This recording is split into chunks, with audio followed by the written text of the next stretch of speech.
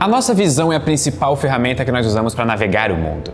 Com ela nós capturamos a luz ao nosso redor e, com a ajuda do nosso cérebro, nós interpretamos essa luz em uma imagem coesa.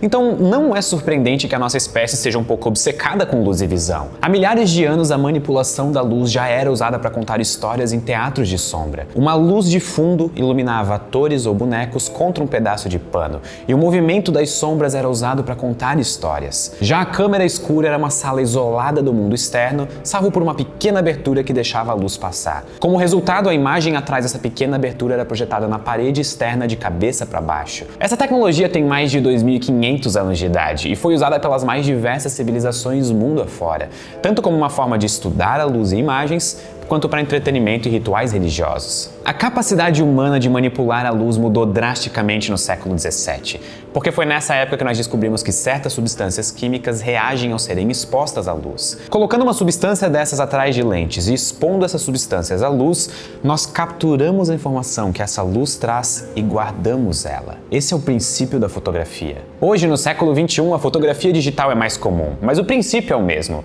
Ao invés de químicos, nós usamos fotossensores, que transformam a luz recebida em correntes elétricas. E essas correntes elétricas podem ser traduzidas em informações digitais, como a imagem que você está vendo agora. Capturar vídeos funciona da mesma maneira, mas ao invés de uma foto, você tira múltiplas fotos por segundo, capturando várias imagens em sequência. O princípio básico é o mesmo. A invenção de câmeras fotográficas e de vídeos mudou completamente a relação da humanidade com a luz. Agora nós podemos guardar imagens para o futuro. Nós podemos criar arte, nós podemos gravar a história.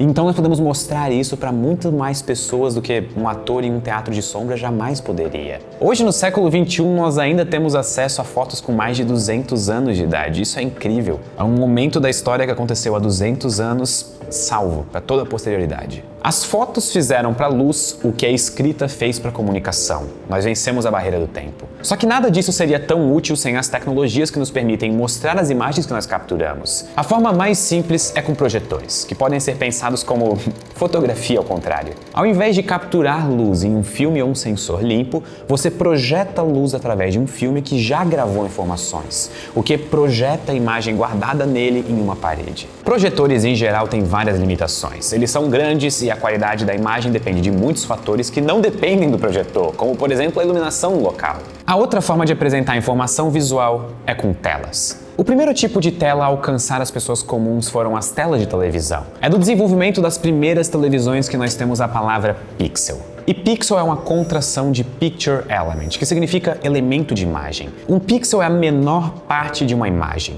E hoje é um termo amplamente usado com imagens digitais, mas ele data dos protótipos das primeiras televisões. O nosso mundo digital depende dos pixels, então qual é a história deles? Antes, uma breve explicação de como telas funcionam. Uma tela é uma tecnologia que transforma informação em imagem. Essa informação pode estar na forma de ondas vindas de satélites, cabos ou informações digitais gravadas em um site na internet. E essas informações são traduzidas em correntes elétricas, e alguma coisa transforma essa corrente elétrica em luz. A quantidade de luz emitida por um pedaço da imagem, ou pixel, deve estar relacionada com quanta corrente elétrica passou por ele. Com isso é possível controlar a intensidade da luz emitida por cada pixel. A intensidade máxima é a luz branca e a mínima é o pixel apagado, preto. E o meio do caminho são os tons de cinza. Para adicionar cor, você divide cada pixel em 3 subpixels diferentes com filtros de cores diferentes: vermelho, verde e azul. Famoso RGB. Toda TV é gamer, se você parar para pensar. Combinando essas 3 cores em diferentes intensidades, é possível gerar quase todas as cores. As primeiras TVs eram as TVs de tubo. O nome TV de tubo vem do fato de que elas usavam tubos aceleradores de elétrons, que está aqui atrás. Esses tubos tinham ímãs na ponta que permitiam direcionar o elétron, além de serem capazes de controlar a energia com que o elétron era emitido. O elétron era disparado contra a tela, que era coberta por um material que emite luz quando é atingido por um elétron. Quanto mais energia o elétron tiver, mais intensa é a produção de luz. Os tubos aceleradores de elétrons disparavam os elétrons varrendo a tela, acendendo pedaços dela e deixando outros escuros. E assim, montando uma imagem. O pixel na TV de tubo é o menor pedaço da tela que acende quando atingida por um elétron, com a intensidade do pixel controlado pela energia do elétron emitida pelos tubos. Só que telas de tubo eram grandes e pesadas. Alternativas mais compactas eram desejadas. Na metade do século passado, duas alternativas surgiram. As telas de plasma criam luz usando plasma, um gás no qual os elétrons são separados dos seus átomos. Quando esses elétrons voltam para os átomos, luz é emitida. A parte interna da tela era dividida em vários compartimentos, um para cada subpixel de uma cor diferente. Cada compartimento tem um campo elétrico que controla a frequência da emissão de luz pelo plasma. Um pixel de plasma são 3 compartimentos, cada um de uma cor, que emite luz a partir da recombinação de elétrons com os seus átomos dentro do plasma. A outra alternativa às TVs de tubo eram as telas de cristais líquidos, comumente chamadas de LCD. Cristais líquidos são complicados. Então eu vou resumir assim.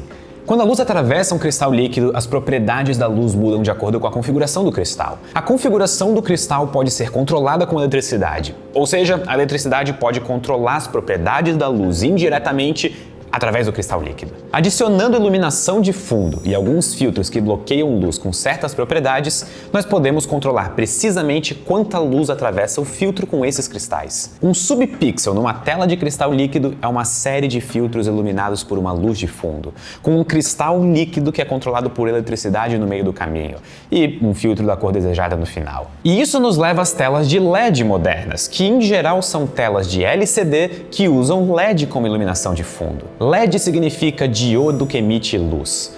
Um LED é um componente elétrico que tem 2 pedaços. Um dos pedaços tem cargas positivas e o outro tem cargas negativas.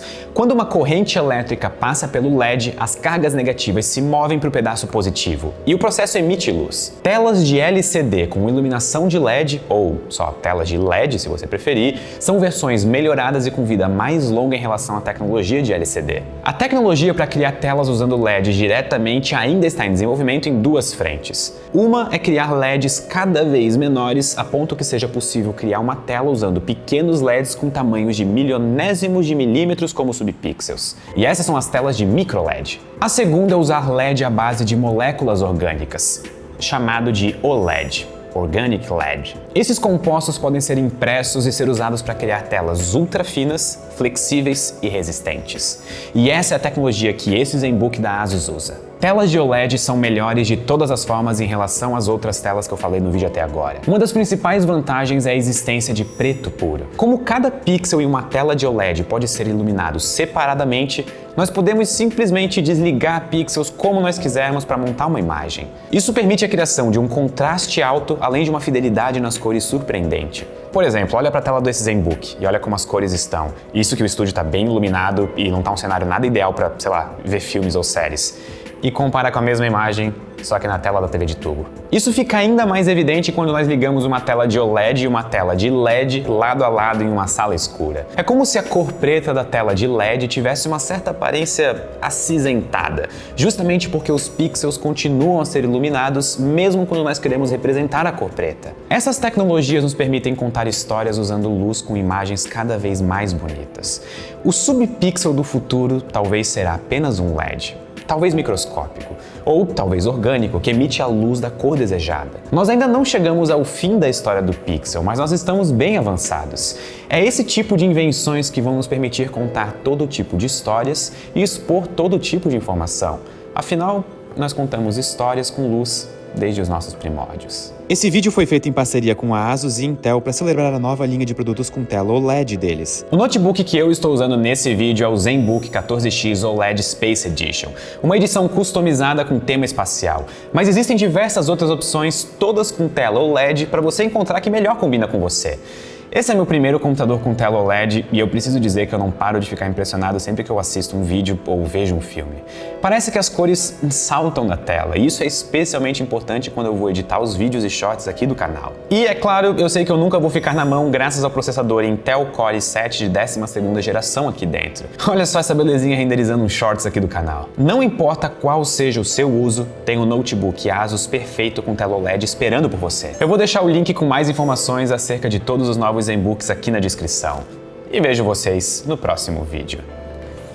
Muito obrigado e até a próxima.